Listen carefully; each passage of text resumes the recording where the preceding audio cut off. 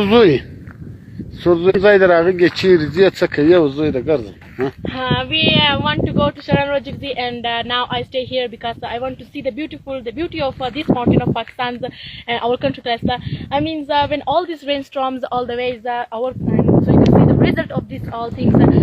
As I say, that I mean, I want all these people to don't cut the trees and hunt all these animals because it's beauty of these mountains, and it can very damage all this. I mean, if you cut the trees, the beauty of this mountain can be damaged, and our air pollution should be very damaged.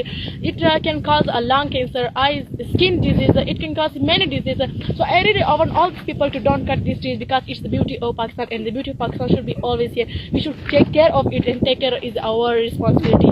So by owning our responsibility, this is our duty to don't cut the trees and hunt